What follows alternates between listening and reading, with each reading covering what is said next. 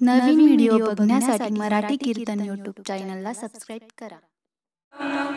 श्रीरामचंद्रं शरणं प्रपद्ये समचरण सरोजं सान्द्र नीलाम्बुदाभं जगननीत पाणी मंडनं मंडनानं तरुण तुलसी माला कंदरं कंजनेत्रं सदैवल्हासं विठ्ठलं चिन्तयामि शान्ताकारं जगसेनं पद्मनाभं सुरेशं विश्वाधारं गगनसदृशं मेघवर्णं शुभांगं लक्ष्मीकान्तं कमलनयनं योगिबिर्दानगम्यं वन्दे विष्णुवैहरं सर्वलोकैकनाथं। ॐ नमो जयत्या वेदप्रतिपाद्या जय जय सुसंवेद्यात्मरूपा देवा तुझी गणेश सकलार्थमती प्रकाश मने निवृत्तिदा सौधारी जोजी अलंकापुरी रम्य सिंहासनस्थं पदाम्बोज तेजस्फुरति प्रदेशं विदिन्द्रादिदैवं सदा स्तूयमानं समाधिस्थमूर्तिं भजे ज्ञानदेवं। ॐ नमो ज्ञानेश्वरा ज्ञानेश्वरा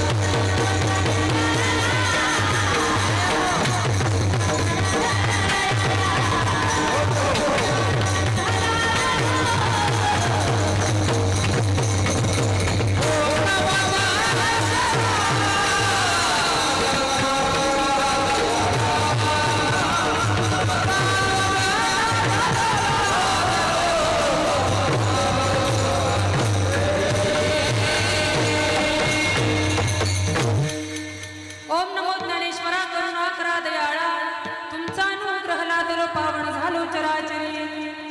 नमो सद्गुरु तुकया ज्ञानदीपा नमो सद्गुरु सच्चिदानंद रूपा नमो सद्गुरु भक्त कल्याणमूर्ती नमो सद्गुरु भास्करा पूर्णकीर्ती।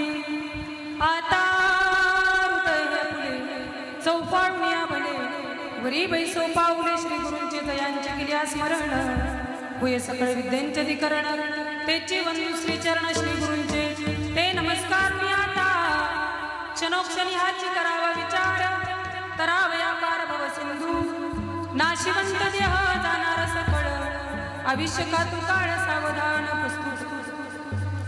प्रसंगी प्राप्त असतो कीर्तन रूपी सेवेसाठी निवडलेला अभंग जगतवंदन जगत महाभूषण वैराग्याचे महामेरू श्री संत तुकाराम महाराज यांचा अगदी बऱ्याच जणांचा पाठाचा परिचयाचा कानपाठ असणारा अभंग आजच्या कीर्तन रूपी सेवेसाठी निवडलेला आहे। विठ्ठल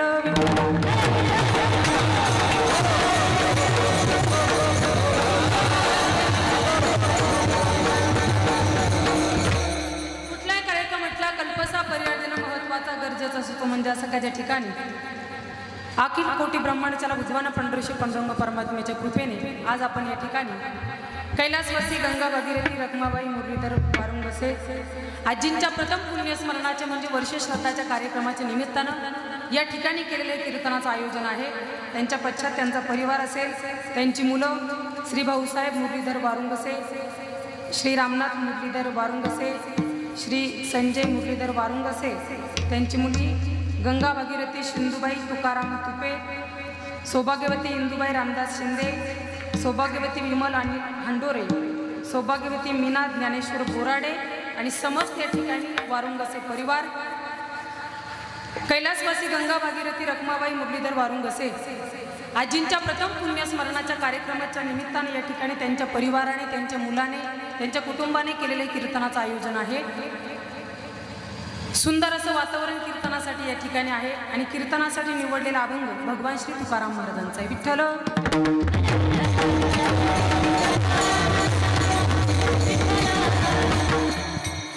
अधिकारी महात्म्याचा अभंग कीर्तनासाठी निवडलेला आहे. चिंतन मांडण्यापूर्वी मी नेहमी सांगते म्हणून आजही सांगेल. कीर्तन ऐकत असताना कीर्तनाची काही मर्यादा असतात, कीर्तनाचे काही नियम असतात. मी बोलायचं, भजनी मंडळाने गायक लोकांनी भजन करायचं आणि तुम्ही नुसतं बसून ऐकायचं, याचं नाव कीर्तन नाही. कीर्तनाच्या मर्यादा आहे. तुम्ही आम्ही खेळी मेळी कीर्तनाला प्रत्येकाचं सहकार्य लागतं.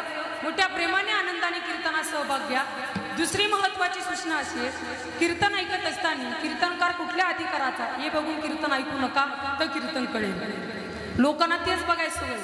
काही माणसं कीर्तन ऐकायचे ते चर्चा, जाऊ द्या पुरीचंच कीर्तन म्हणतात की नाही. पण कीर्तनकार कुठल्या अधिकाराचं हे न बघता कीर्तनकाराच्या मुखातून निघालेले अभंग किंवा शब्द कुठल्या अधिकारी महात्म्यांचे आहे हा विचार करा आणि मग कीर्तन ऐका. विठ्ठल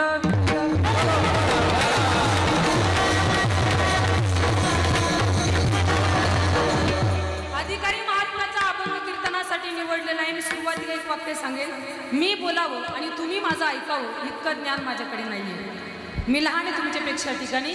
मी तुम्हाला सांगणार आणि तुम्ही माझं ऐकणार आणि मलाही वाटत नाही की मी सांगितलं तुम्ही माझं ऐकावं. मी सांगते म्हणून तुम्ही ऐकूच नका. आज मीच नाही तर महाराष्ट्रात कुठलाही कीर्तनकार असो, कीर्तनकार सांगतात म्हणून नका ऐकू. सांगणारे ज्ञानोबा तुकोबारांसारखे महात्मे ना म्हणून तुम्ही आणि मी ऐकलं पाहिजे. सांगणारे संत आहे ना म्हणून आपण ऐकलं पाहिजे. आज ज्या महात्म्याचा अभंग कीर्तनासाठी निवडला त्या महात्म्याचा अधिकार लहान नाही. तुकाराम तुकाराम नाम घेता, तुकाराम महाराजांचं नुसतं नाव ऐकलं ना, नाव असं भेटल्यावर ना, या नुसतं नाव ऐकलं तरी यम थरथरत कापायचे. अधिकार मोठा आहे तुकोबारांचा. काहींच्या नावात पावर असते, नावात ताकद राहते. एखाद्या वेळेस समजा आपण व्यावहारिक जीवन जगत असताना कुठं प्रवास करत असलो, कुठं फिरत असलो आणि एखाद्या वेळेस जर आपल्याला अडचण आली ना, तर अडचण आल्यावर फक्त आपली एखाद्या प्रतिष्ठित माणसासोबत ओळख पाहिजे, एखाद्या मोठ्या माणसासोबत ओळख पाहिजे. मग तिथं घडतं काय, किती मोठी अडचण आली ना, मग आपली जर त्या मोठ्या माणसासोबत ओळख असली ना, मग आपण काय करतो, त्याच्या नावाचा वापर करून घेतो की नाही. म्हणजे त्याचं नाव सांगतो, मग घडतं काय, त्याचं नाव सांगितलं की आपली अडचण दूर होते, आपलं काम पूर्ण होतं. याचाच अर्थ असा आहे नावात पावर राहते, नावात ताकद असते. तशी भगवान श्री तुकोबारांच्या नावाची ताकद अशी, यम थरथराट कापायचा. जो यम आपल्याला दिसत सुद्धा नाही. आली यमाची वरात, सारे बसुनी घरात. सर्व घरात असतात, यम येता आपल्याच मधलं कुणाला तरी उचलून घेऊन जाता, दिसत सुद्धा नाही. आणि ते यम तुकोबारांच्या नावाला घाबरतायत. नवे नवे भगवान श्री तुकोबारांचा अधिकार इतका मोठा आहे की तुकाराम महाराजांचं वर्णन वैर्याने करावं आणि वैर्याने सांगावं. देव आणि तुकाराम महाराज वेगळे नाहीत. तू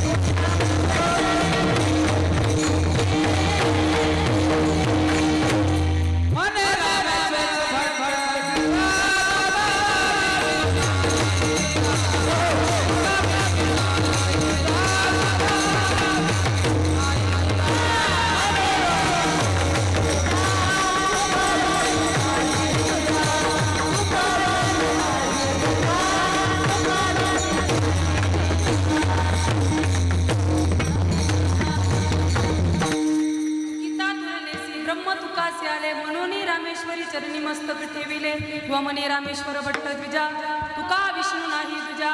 हे भगवान श्री तुकाराम महाराजांच्या कट्टर वैर्याने केले. वैर्य आपल्यासारखा नव्हता 6 महिने बोलायचं 6 महिने बोलणं बंद करायचं. ते कट्टर वैर्य होता महाराजांचा. तसं वैरत्व महाराजांकडनं नव्हतंच. काही काही लोकांना सवय असते, एखाद्या माणसाची प्रगती पाहवली नाही, त्याची प्रतिष्ठा पाहवली नाही, त्याचं समाजामध्ये नावलौकिक पाहवलं नाही, मग आपली जरा जळाऊ वृत्ती असते. मग माणसं काय करतात, स्वतःहून वैरत्व निर्माण करतात. तसं तुकोबारांची प्रगती पाहवली नाही ना त्याला. दूरदूरवरून लोक महाराजांना भेटायला यायचे. छत्रपती शिवाजी महाराजांसारखा महान राजा तुकोबारांचं कीर्तन बसून ऐकायचा. ही महाराजांची कीर्ती पाहवलीच नाही.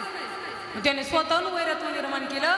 पण एक दिवस असा आला, त्यालाही म्हणावं लागलं देव आणि तुकाराम महाराज वेगळे नाहीत. तुकोबारांच्या कट्टर वैर्याने केलेलं वर्णन आहे. आणि इतक्या मोठ्या अधिकारी महात्म्याचा अभंग कीर्तनासाठी निवडलेला आहे. आजच्या अभंगामध्ये तुकाराम महाराजांनी उपदेश केलाय. 84 लाख योनी. उपदेश गाढवाला नाही, किटकाला नाही, कुत्र्याला नाही, माकडाला नाही. उपदेश कुणाला केला, ज्याला ज्याला शरीर माणसाचं मिळालं ना त्याला.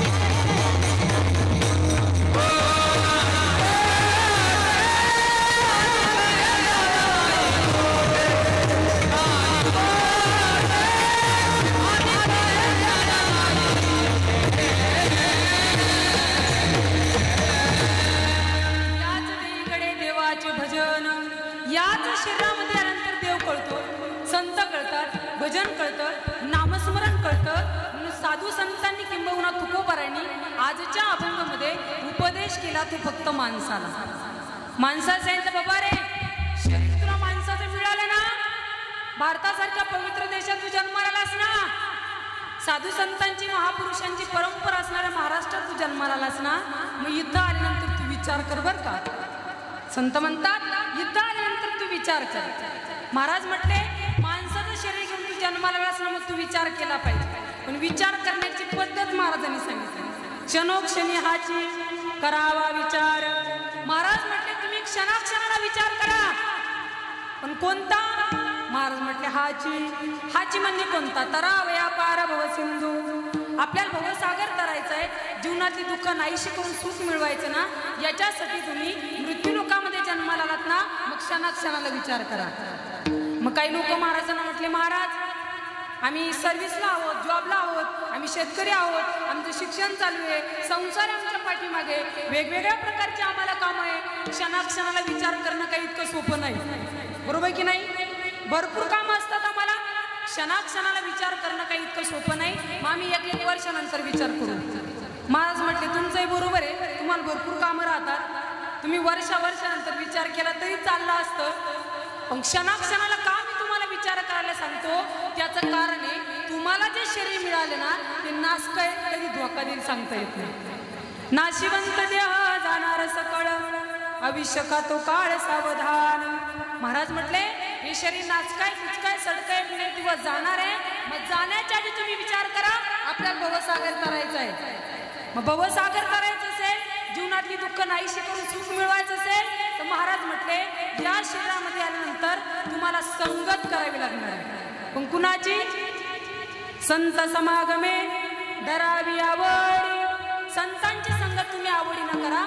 एकदा का तुम्ही संतांची संगत केली, मग संत संगत करून तुम्ही काय करा, करावी तातडी परमार्थाची. तुम्ही परमार्थाची घाई करा, भक्तीची घाई करा. का हे शरीर कधी जाईल सांगता येत नाही.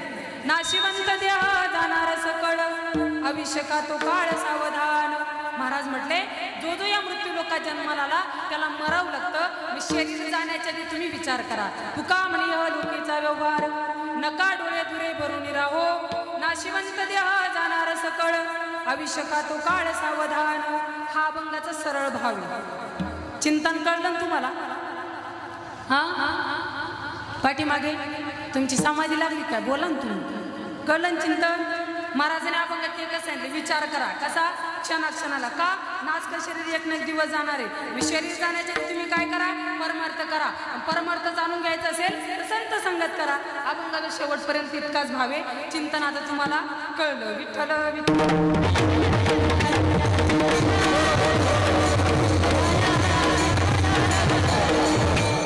सांगणारे ज्ञानोबराय तुकोबरायांसारखे महात्मे असतात, उपदेश करणारे संत असतात म्हणून आपण ऐकलं पाहिजे. अलीकडच्या काळात झालं काय माहिती का, काही लोकांना संत विचार आवडत नाही, ज्ञानोबराय तुकोबरायांचे अभंग आवडत नाही, ग्रंथ आवडत नाही, कीर्तन आवडत नाही, प्रवचन आवडत नाही. काही लोकांचं तर असंही घडतंय आत्ताच्या काळातली लोक, आता एज्युकेटेड लोक आहे ना, शिकलेली विज्ञानातली माणसं आहे. काही लोकांना कसं वाटतं माहिती का, आत्ताच्या काही लोकांना कसं वाटतं, समाजात आमचं मोठं नाव आहे, आम्हाला बरीच माणसं ओळखतात, असं दुरून बघितलं तर रामराम घालतात, जवळ भेटायला येतात, शिकलेलं आहोत, मोठी माणसं आहोत. आणि आम्ही जर ज्ञानेश्वरीचं दर्शन घेतलं ना, काही लोकांना समाजात मोठं नाव आहे ना आमचं, आम्ही जर ज्ञानेश्वरीचं दर्शन घेतलं तर आमची इमेज डाऊन होईल. लोकांना वाटतं आम्ही ग्रंथांचं दर्शन घेतलं ना, तुकोबरायांचा गाथा, ज्ञानेश्वरी, भागवत ही महाराष्ट्राला पवित्र ग्रंथ संपदा लाभलेली आहे की नाही, या ग्रंथाचं जर आम्ही दर्शन घेतलं तर आमची इमेज डाऊन होईल असं बऱ्याच लोकांना वाटतं. ज्यांना वाटतं ना ज्ञानोबराय तुकोबरायांच्या ग्रंथांचं दर्शन घेतल्यानंतर आमची इमेज डाऊन होईल, त्यांनी घरी गेल्यावर 5 मिनिटं इमेज तपासून घ्या, 5-10 मिनिटं, मग डाऊन होते की नाही हा विचार करा. आपली योग्यता नाही, पात्रता नाही, आपल्या भाषेत आपली लायकी नाही हो, तरी संतांनी जवळ घेतली. या रे लहान थोर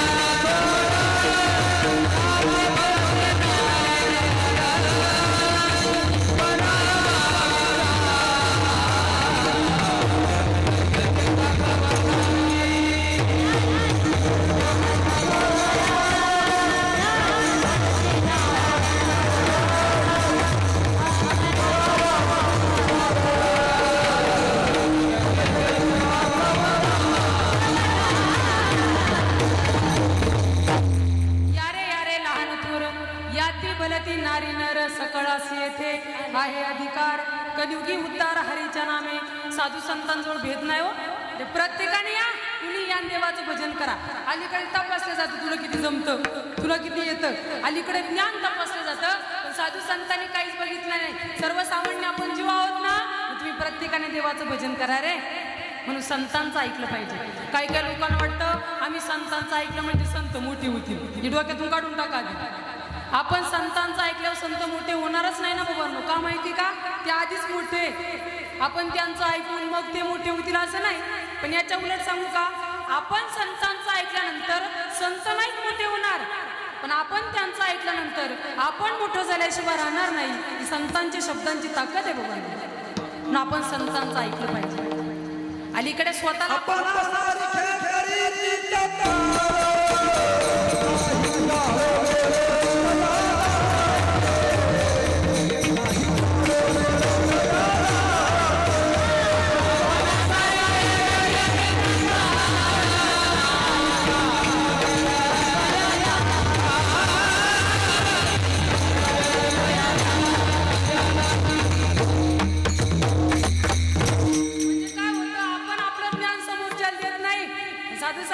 जसं आम्ही केलं ना तसं तुम्ही दोन जीवनात फायदा करा, तसं कर्म करा, स्वच्छ जीवन जगा, हे मार्गदर्शन करणारे संत आहे ना, म्हणून आपण ऐकलं पाहिजे. आज संतांचं का काही लोक ऐकत नाही माहिती का, संतांचा अधिकारच जाणून घेत नाही हो. जरा तुम्ही संतांच्या चरित्राचा अभ्यास करा, त्यांनी जीवनात किती आपल्यासाठी किती त्रास सहन केला, त्या गोष्टींचा जर आपण विचार केला तर आपल्या लक्षात येणार आहे अजून तर आपण संतांच्या तुलनेत कुठंच बसत नाही, कुठंच नाही. इतकी मोठी संत किती मोठे सांगू का, मी एकच मिनिटाचं तुम्हाला उदाहरण सांगेन. मी फक्त उदाहरण सांगणार आहे आणि त्या उदाहरणाद्वारे तुम्ही ठरवायचं संत किती मोठे. फार गोड उदाहरण आहे. पैठण सर्वांना माहिती आहे. पैठणचे महात्मे, त्यांचं नाव आहे भगवान श्री एकनाथ महाराज. एकनाथ महाराज सुद्धा नाव प्रत्येकाला माहिती आहे. एकनाथ महाराजांच्या जीवनातला गोड प्रसंग आहे. मी संत किती मोठे त्यावर बोलते हा. एकनाथ महाराजांच्या जीवनातला प्रसंग आहे. एकनाथ महाराज आपले तीर्थयात्रा करत होते आणि तीर्थयात्रा करता करता बीड जिल्ह्यामध्ये अंबाजोगाई नावाचे गाव आहे. त्या गावात भगवान श्री एकनाथ महाराज गेले. पण त्या गावाची खासियत अशी होती, अंबाजोगाईची त्या गावाची खासियत अशी होती की त्या गावामध्ये भगवान श्री दत्तप्रभूंचे उपासक राहत होते. त्या उपासकांची खासियत अशी होती की पूजेला बसले ना तर दत्तप्रभू प्रकट व्हायचे. या गोष्टी नाही या घडलेले प्रसंग. ते पूजेला बसले की दत्तप्रभू प्रकट व्हायचे. त्यांची खासियत होती. त्यांचं नाव होतं दासोपंत स्वामी. दासोपंत स्वामी पूजेला बसले की दत्तप्रभू प्रकट व्हायचे. दूरवरून लोक भेटायला यायचे. मग नाथ महाराज तीर्थयात्रा करत होते आणि अंबाजोगाईला गेले. बाबांना काय वाटलं, म्हटलं अरे आपण अंबाजोगाईला आलोच आहोत. अंबाजोगाईमध्ये एक महात्मे राहतात आणि त्यांची खासियत आहे ते पूजेला बसले ना तर देव प्रकट होतो. मग भेटलं पाहिजे. आता एवढ्या जवळ आलो आहे की नाही, मग त्या महात्म्याला भेटलं पाहिजे. सामान्य नाही ना बाबांनो, पूजेला बसले की देव प्रकट होतो. मग त्या महात्म्याला भेटलं पाहिजे असं एकनाथ महाराजांना वाटलं. मग एकनाथ महाराज दासोपंत स्वामींच्या वाड्याचा पत्ता विचारत विचारत दासोपंत स्वामींच्या वाड्याच्या बाहेर गेले. पण वाड्याच्या बाहेर गेल्यानंतर तिथे एक प्रसंग घडला. दासोपंत स्वामींच्या वाड्याच्या बाहेर एक चोपदार उभा होता आणि त्या चोपदाराने एकनाथ महाराजांना अडवलं. म्हटले बाबा तुम्ही आत जाऊ शकत नाही. बाबा म्हटले का जाऊ शकत नाही रे? बाबा स्वामीजींचं त्या ठिकाणी पूजा चालू आहे, पूजेत गडबड होईल, विक्षेप होईल, गोंधळ होईल, त्यामुळे तुम्ही काय आत जाऊ नका. नाथ महाराज म्हटले हरकत नाही. का? स्वामीजींच्या पूजेचं सामर्थ्य आहे. पूजेला बसले की देव प्रकट होतोय. विक्षेप करणं चुकीचं आहे, गडबड करणं चुकीचं आहे. नाथ महाराज म्हटले एक काम करा, महाराजांची पूजा आटोपर्यंत मी बाहेरच थांबतो. नाथ महाराज बाहेरच थांबले. सर्व दिवस गेला, रात्र गेली. रात्रभर नाथ महाराज वाड्याच्या बाहेर थांबले आणि वाड्याच्या बाहेर थांबल्यानंतर सकाळी सकाळी दासोपंत स्वामींनी आपल्या एका सेवकाला सांगितलं, म्हटलं एक काम करा, बाहेर कुणीतरी आपल्याला भेटायला आले, त्यांना आत घेऊन या. संत किती मोठे मी त्यावर बोलते हा. किती त्या ठिकाणी सांगितलं, म्हटले बाहेर आले, रात्र झाली, बाहेरच उभे, त्यांना भेटायला घेऊन या. मग नाथ महाराजांकडे तो सेवक गेला. नाथ महाराजांना आत बोलवलं. आत बोलवल्यानंतर अंबाजोगाईच्या दासोपंत स्वामींनी नाथ महाराजांना पहिला प्रश्न केला, तुम्ही मला भेटायला आलात पण तुमचं नाव? म्हटलं आपलं नाव एकनाथ. एकेरी भाषेत सांगितलं मी एकनाथ. नावात समोर काहीच नाही, माल्लेबारी कीर्तन जमतो काहीच नाही, मी एकनाथ. हरकत नाही. गाव? आपलं गाव पैठण. मी पैठणचं एकनाथ आहे. येण्यामागचं कारण, स्वामीजी तुमची खासियत ऐकली, तुम्ही पूजेला बसला ना दत्तप्रभू प्रकट होत आहे. हा म्हटले बरोबर ऐकलं, आपला अधिकार मोठा आहे. स्वामीजी नळंकार होता, आपला अधिकार मोठा आहे. म्हटले दूरवरून माणसं आपल्याला भेटायला येतात, रांगाची रांगा दर्शनाला लागतात. अधिकारी महात्मा आहे मी. पूजेला बसलो तर देव प्रकट होतो. नाथ महाराज म्हटले तेवढं ऐकलंय ना मी, तुम्ही पूजेला बसल्या देव प्रकट होतात ते मला माहिती आहे, म्हणून तर आलो मी भेटायला. हरकत नाही म्हटले. दोघांनी एकमेकाला प्रेमाने आलिंगन वगैरे दिलं. नाथ महाराज आपले निघाले. साधू जास्त एका ठिकाणी थांबत नाही. नाथ बाबा निघाले. पण निघाल्यानंतर पैठणच्या एकनाथ महाराजांनी अंबाजोगाईच्या दासोपंत स्वामींना आमंत्रण दिलं. स्वामीजी माझं नाव एकनाथ आहे, माझं गाव पैठण आहे, पण यदा कदाचित तुमचा कधी पैठणला चक्कर झाला ना, या एकनाथच्या घरी या. तुम्ही कधी पैठणला आलात ना तर आपल्या घरी या. म्हटले हरकत नाही. काही वर्षानंतर तोही दिवस उजडला. अंबाजोगाईचे दासोपंत स्वामी पैठणला आले आणि पैठणला आल्यावर त्यांना सहजच आठवलं, म्हटले पैठणचे कुणीतरी एकनाथ आपल्याला भेटायला आले होते आणि त्यांनी आपल्याला आमंत्रण दिले, तुम्ही जर पैठणला आलात ना तर आपल्या घरी या. मग गेलं पाहिजे की नाही? आमंत्रण दिले. मग ते दासोपंत स्वामींनी पैठणच्या ग्रामस्थांना विचारलं, म्हटलं अरे इथे एकनाथ कुठे राहतात? नाव एकनाथ सांगितलं होतं ना. म्हटले ते एकनाथ कुठे राहतात? पैठणचे ग्रामस्थ म्हटले एकनाथ नाही, शांती ब्रह्मश्री संत एकनाथ महाराज म्हणा. हे लोकांनी म्हटलं पाहिजे. आपण स्वतःला काय समजतो याला तेवढीची किंमत नाही. लोक आपल्याला किती मानतात ना, हे जास्त महत्वाचं आहे. नाथ महाराजांनी एकेरी भाषेत सांगितलं होतं आपलं नाव एकनाथ आहे, पण पैठणचे ग्रामस्थ म्हटले एकनाथ नाही, शांती ब्रह्मश्री संत एकनाथ महाराज म्हणा. हरकत नाही म्हटले. स्वामीजीचा अहंकार थोडा थोडा कमी व्हायला लागला. मग ते पैठणचे ग्रामस्थांना म्हटलं सांगा कुठे राहतात महाराज. मग ते महाराजांच्या वाड्याचा पत्ता विचारत विचारत अंबाजोगाईचे दासोपंत स्वामी नाथबाबांच्या वाड्याकडे गेले. आणि वाड्याकडे गेल्यानंतर अंबाजोगाईला जो प्रसंग घडला ना तोच पैठणला घडला. अंबाजोगाईला दासोपंत स्वामींच्या वाड्याच्या बाहेर एकनाथ महाराजांना एका चोपदाराने अडवलं होतं. तेच पैठणला झालं. पैठणला सुद्धा नाथबाबांच्या वाड्याच्या बाहेर एक चोपदार होता आणि त्या चोपदाराने अंबाजोगाईचे दासोपंत स्वामींना अडवलं. स्वामीजी तुम्ही आत जाऊ शकत नाही. आत जाऊ शकत नाही म्हटल्यावर स्वामीजीचा स्वाभिमान ढास आला. स्वामीजीला अहंकार होता. आपण पूजेला बसलो देव प्रगट होतो. असे दूरदूरवरून लोक आपल्याला भेटायला येतात. लईचा अहंकार होता. ते अहंकार होता. सामान्य चोपदाराने अडवलं. असं रागारागात चोपदाराकडे बघितलं. का हे चोपदाराला कळत नाही? याला माहिती नाही आपण पूजेला बसलो देव प्रगट होतो. याला कळत नाही काय रे म्हटले तुला माहिती नाही का? दासोपंत स्वामी म्हणतात आपल्याला. अंबाजोगाईचे मी दासोपंत स्वामी आहे. अधिकार मोठा आहे आपला. तुम्हाला आज अडवलं. रागारागात चोपदाराकडे बघितलं. स्वाभिमान ढासाला अहंकार होता. रागारागात चोपदाराकडे बघितलं आणि बघतच राहिलं. का याला कुठंतरी बघितलंय. कुठं बघितलं रे? एखाद्या वेळेस असं घडतं माणसाला किती अर्जंट काम असलं ना चेहरा परिचयाचा असला ना माणसं काम सोडून देतील पण विचार करतात. कुठं बघितलं रे? कुठंतरी बघितल्यासारखं वाटतंय. तसं दासोपंत स्वामी नाथबाबांच्या वाड्याच्या बाहेरच्या चोपदाराने असं अडवलं ना ते रागाराग बघितच राहिले. याला कुठंतरी बघितलंय. पण कुठं बघितलं रे आठवतच नव्हतं. चेहरा बघितल्यासारखा वाटत होता. बराच वेळ विचार केला. मग दासोपंत स्वामींच्या लक्षात आलं नाथबाबांच्या वाड्याच्या समोर चोपदारकी करणारा दुसरा तिसरा कुणी नसून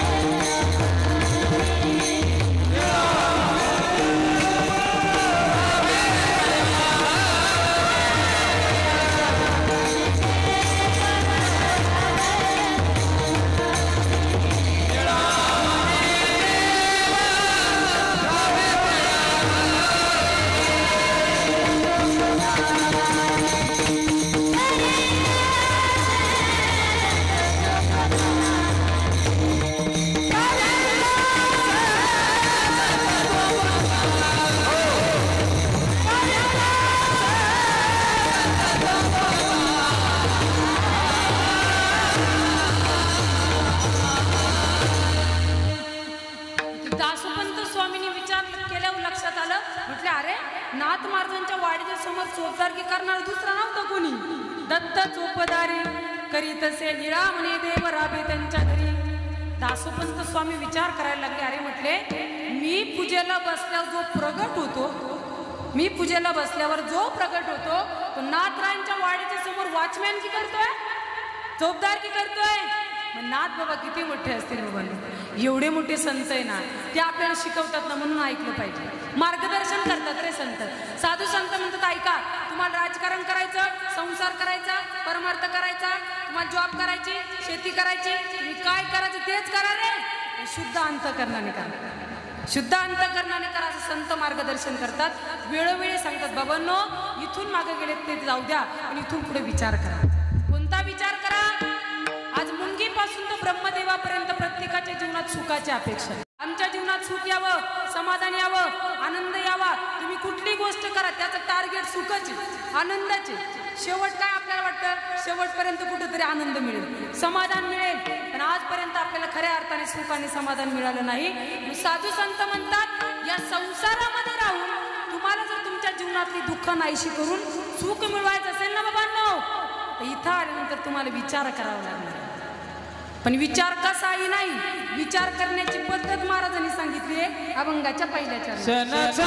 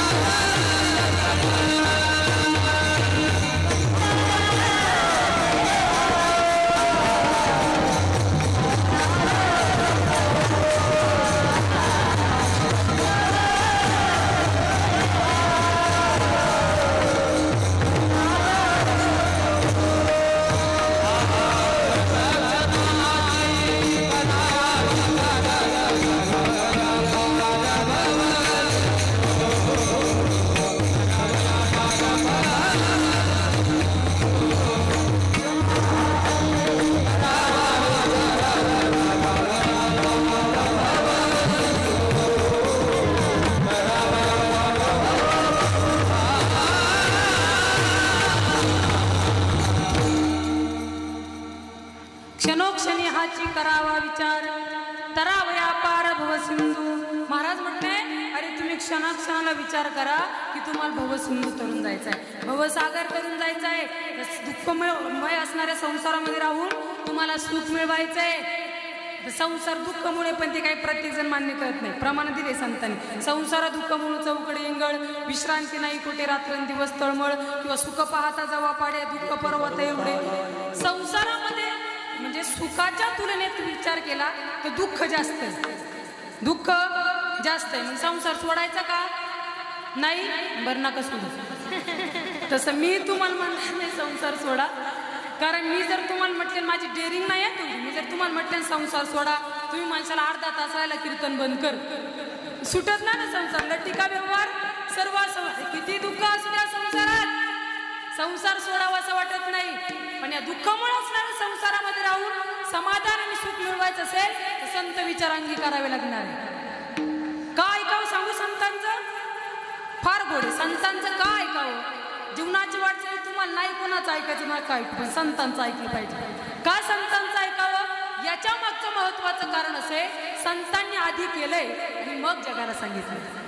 ऐकावं त्यांचंच वाटतं ज्यांनी आचरणात आणलंय, बरोबर की नाही? जे आचरणात आणतात ना त्यांच्याच काही काही गोष्टी ऐकाव्याशा वाटतात. नाही तर आपण कीर्तनात सांगायचं आई वडिलांची सेवा करा, त्यांना घरात ठेवा, आणि आपलेच आई वडील घरात नाही, त्याला काय अर्थ नाही, बरोबर की नाही? म्हणजे सांगण्याचा अधिकार त्यालाच आहे जे आचरणात आणतात. साधू संत का उपदेश करतात, का मार्गदर्शन करतात? केलं ना बाबा त्यांनी.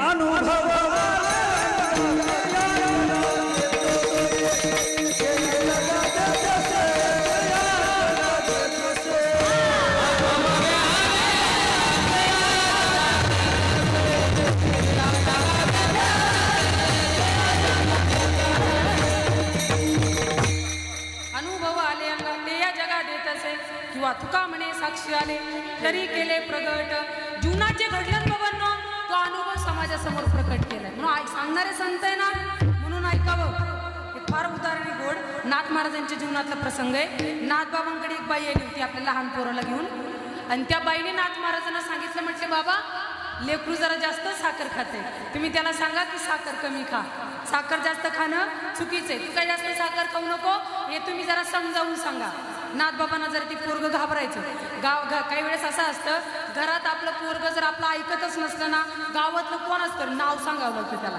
दरारा असतो की नाही गावातला कोण असतं नाव सांगावं लागतं. त्याचं नाव सांगितलं की पोरग आपोआप गप्प बसतं की नाही? तसं ती बाई नाथ बाबांचा धाक द्यायची पोराला.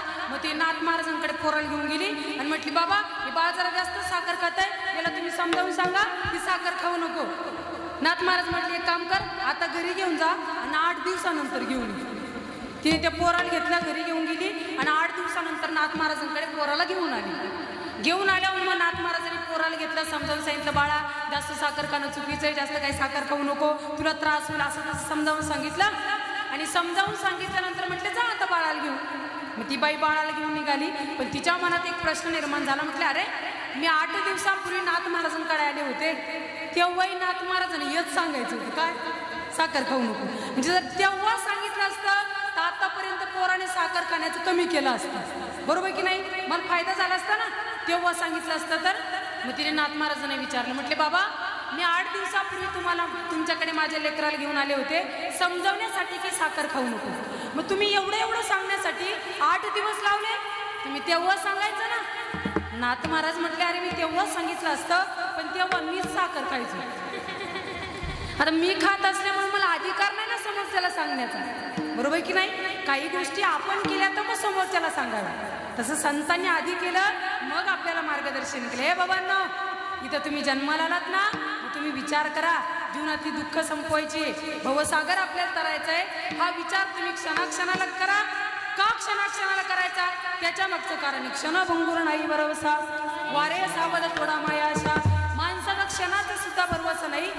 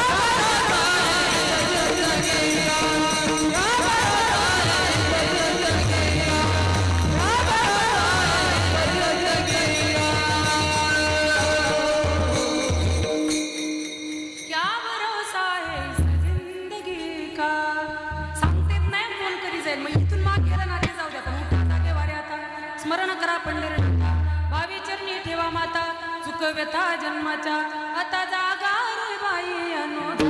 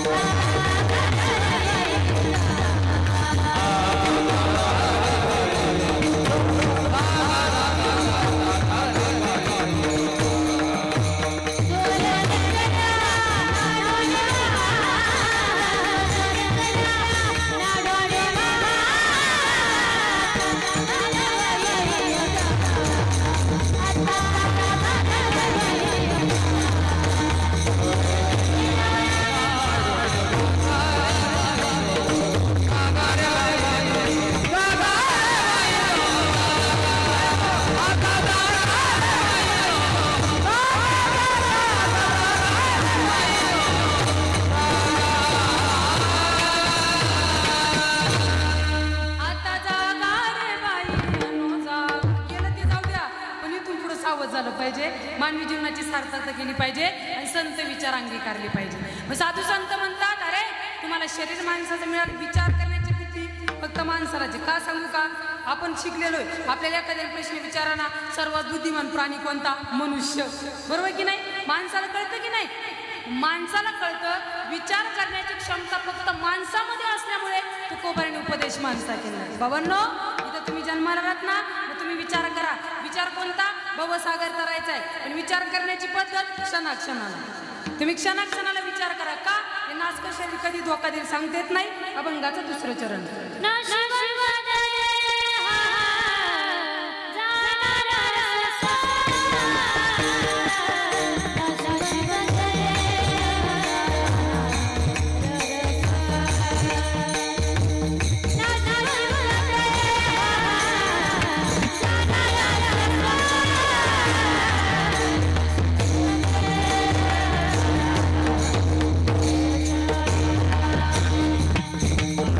Bye.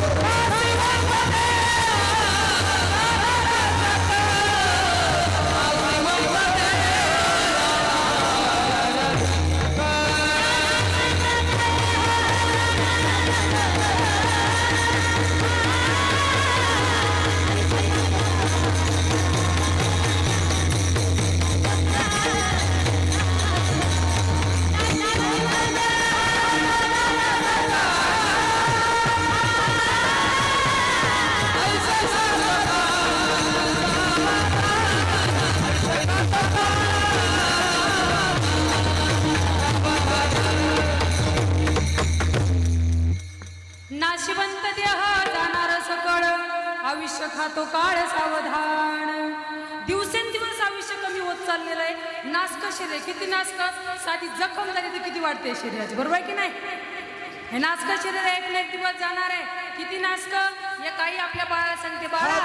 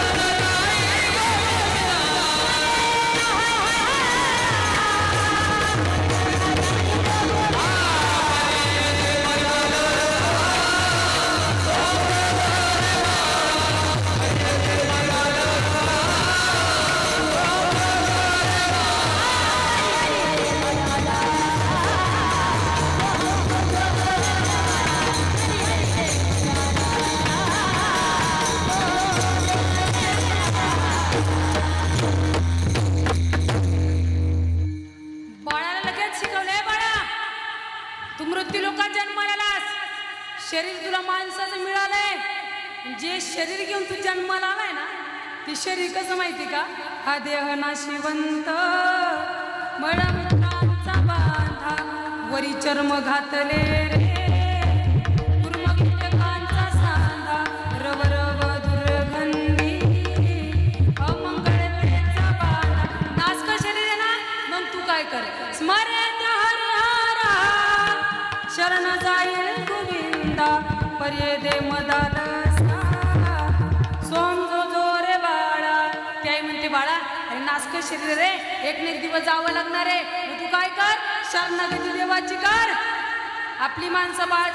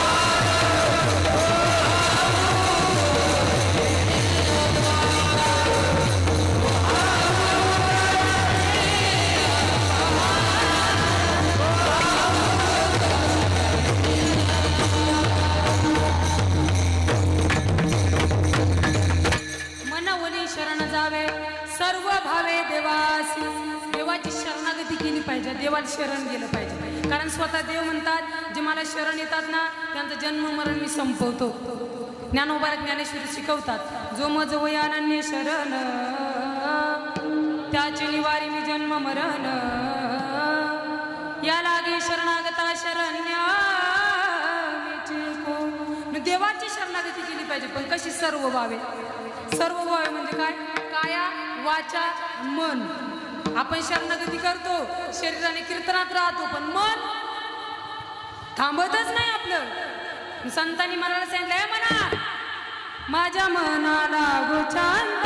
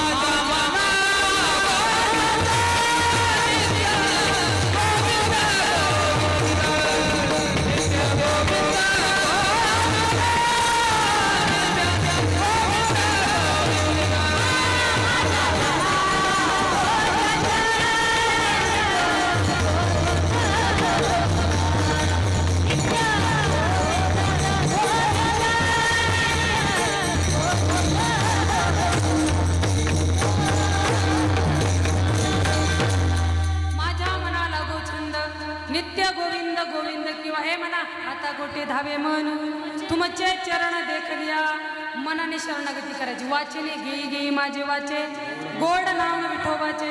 आपली वाचा कुठं काय बोलावं कळत नाही आपण, बरोबर की नाही. मी संतांनी वाचेला उपदेश केला. आणि शरीर जवळ सकळ सिद्ध आहे हात चालावे पाय तव तू आपुले स्वीत पाहे तीर्थयात्रे जाय चुकू नको. शरीर चांगलं आहे ना, ताब्यात आहे ना, जोपर्यंत देवाने बोलवलं ना त्याच्या आधी शरणागती केली पाहिजे देवाची. तीर्थयात्रेला गेलं पाहिजे. आपली माणसं म्हणतात आता समजा पंढरपूर आळंदी त्र्यंबकेश्वर पैठण वगैरे 2 वर्षापासून कोरोनाच्या पार्श्वभूमीवरती कुठलीच वारी नाही. कमी लोकांमध्येच तो सोहळा साजरा करतात. पण इथून मागे आणि इथून पुढे लोकांचं म्हटलं चला पंढरपुराला. आपल्या लोकांचं ठरलेलं वाक्य देवान बोलवल्यावर जाऊ म्हणतात ना. देवान बोलवल्यावर म्हणजे तुम्हाला गॅरंटी का देव आपल्यासाठी वैयक्तिक वेळ काढेल आणि आपल्याला बोलवेल? असं नाही ना म्हणा. तुम्ही एक वाक्य सांगा. देवाने आपल्याला प्रॉपर्टी दिली, शरीर दिलं, घरदार दिलं, नातेवाईक दिले, प्रेमाची माणसं दिली, बायको मुलं सर्व देवाने आपल्याला दिलं फुकट. कळतंय तुम्हाला? देवाने आपल्याला फुकट दिलं तरी आपल्याला एवढा अहंकार आहे, मग देणाऱ्याला कमी असेल का? कळतंय तुम्हाला? ज्याने आपल्याला फुकट दिलं त्याला कमी अहंकार असेल? त्याला गरज नाही, ते बोलवत नाही कधी कुणाला. पण एकदा का त्याने बोलवलं ना मग ती परत पाठवत नाही. मग 10वं 13वं महिने वर्ष श्राद्ध त्याने बोलवण्याच्या अगोदर जाणं गरजेचं. त्याची भक्ती केली पाहिजे. संत सांगतात ना तुम्ही शरीर चांगले ताब्यात आहे ना तोपर्यंत शरणागती करा, कारण ती कधी जाईल सांगता येत नाही. आपल्या माणसाला जर म्हणायला जाऊन देवाची भक्ती करा, चिंतन करा. आपली लोक म्हणतात भक्ती करायला हरकत नाही, तू मस्त सांगायला लागली शरण जा देवाला, देवाची भक्ती करा. पण आमच्या मनात आता लई मोठी शंका आहे, आताच्या काळात देव आहे की नाही. बरीच माणसं अशी की आताच्या काळात देवाला मानत नाही. मी नाही म्हणत. भगवान श्री तुकाराम महाराज म्हणतात प्रकाराचे 3 तुका म्हणे केले जन. 3 प्रकारची माणसं मृत्यू लोकात आहे. पहिला प्रकार 100% देवाचं अस्तित्व मान्य आहे. दुसरा प्रकार आहे शंका आहे देव आहे की नाही. पण तिसरा प्रकार आहे गॅरंटीनं म्हणतात देवच नाही. काही माणसं डायरेक्टली म्हणतात आत्ताच्या काळात देव राहिले नाही. जी माणसं म्हणतात ना आत्ताच्या काळात देव राहिले नाही त्यांनी 1 मिनिटं लक्षपूर्वक ऐका. ज्या दिवशी आपल्यातला देव निघून जाईल ना घराच्या बाहेरच्या डब्ल्यू टिपीनं गर्दी राहील. देव आहे तोपर्यंत आपल्याला किंमत आहे. देव निघून गेला की आपल्याला कुणीच किंमत येणार नाही, कुणीच म्हणणार नाही लई सुंदर दिसतंय ठेवा काय ना घरात काचेची व्यवस्था करून. नाही ना, आपल्याला कुठपर्यंत किंमत दिल्या जाते जोपर्यंत देव आपल्यात तोपर्यंत म्हणून देव मान्य केला पाहिजे. आपली माणसं म्हणतात मान्य करायला हरकत नाही, पण ते कीर्तन प्रवचन ते प्रमाण आणि ते अभंग ते काय आपल्या मनाला पटत नाही. माणसं आपल्या मनाला पटत नाही का? आपलं मन एकच सांगतं देव दिसला ना तरच त्याला मान्य करायचं. ज्या अर्थी देव दिसत नाही त्या अर्थी आताच्या काळात देव राहिले नाही. आपण म्हणतो आपल्या मनाला पटत नाही. पण मला सांगा ज्या आपल्या मनाला देवाचं अस्तित्व मान्य नाही ते मन तरी दिसतं का हो? बसल्यांपैकी एखाद्याने सांगायचं आपलं मन आहे ते आपल्याला सांगायला लागलं नाही नाही आताच्या काळात काय देव राहिले नाही म्हणाल का कुणी? असं नाही ना. आपलं मन आपल्याला दाखवता येत नाही पण मनावर विश्वास 100%. पण त्या मनाला मनपण ज्याच्यामुळे निर्माण झाला बाबांनो त्याला देव म्हणतात. तो देव मान्य झाला पाहिजे. आपली माणसं म्हणतात दिसलाच पाहिजे. संत म्हणतात तो आहे पण दिसणार नाही. काही गोष्टी असतात पण दिसत नाही. काही गोष्टी नसतात पण दिसतात. नसल्या तरी दिसतात. ज्ञानोबा एक उदाहरण देतात. कवनाचे माय बाप कवनाचे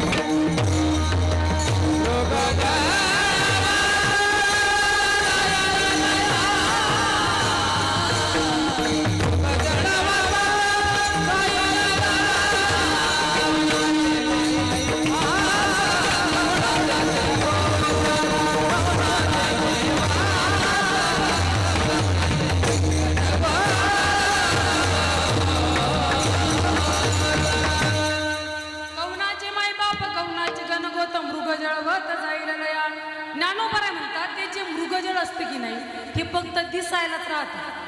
जळाया बघितलं ना तुम्ही, जळाया. अच्छा तुम्ही आता प्रयोग करायचा, अच्छा जळाया दिसल्या आणि त्यांच्या जवळ जायचं. समोर चमकतात ना जळा, अच्छा अतिशय जवळ असतात. जळाया दिसल्या की त्यांच्या जवळ आणायचं, जवळ जायचं आणि मग त्या जळायांना धरून आणायचं. बसल्यापैकी प्रयोग करा, जायचं जळायांच्या जवळ, त्यांना असं धरून आणायचं, पकडून आणायचं घरी. धरून आणता येतील का जळाया? नाही ना. जळाया दिसतात का? दिसतात. म्हणजे धरता का येत नाही याचं एकच कारण आहे, जळाया फक्त दिसायला आहे, जळायांचं अस्तित्व नाही. काही काही गोष्टी दिसत नाही पण अस्तित्व 100%. फुलात सुगंध आहे, तुम्ही बघितलं नाही, मी बघितलं नाही पण मान्य केला. ऊसामध्ये गुढी आहे, तुम्ही बघितलं नाही, मी बघितलं नाही पण मान्य केली. कोरोना आहे, तुम्ही बघितलं नाही, मी बघितलं नाही पण मान्य केला की नाही.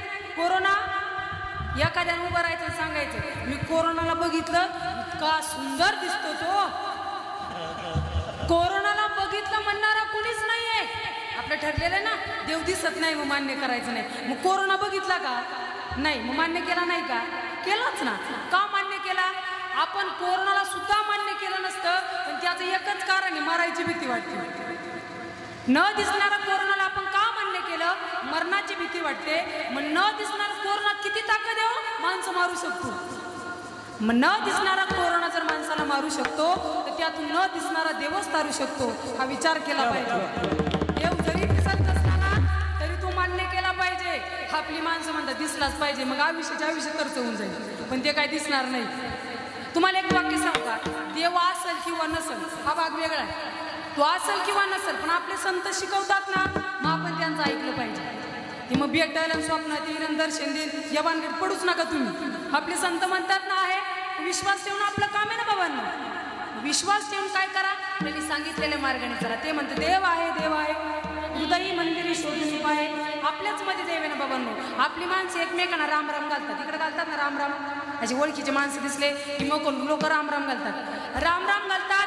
पुढे जाऊन त्या व्यक्तीविषयी काही पण बोलतात, हा माणसाचा स्वभाव आहे. बरोबर आहे की नाही? पण राम राम शब्दाचा अर्थ असा आहे, तुझ्यातही राम आणि माझ्यात सुद्धा राम. दोघांमध्ये देव असतो, प्रत्येक ठिकाणी देव असतो. म्हणून तो देव मान्य होऊन त्याची भक्ती केली पाहिजे. पण कधी? शरीर ताब्यात तोपर्यंत.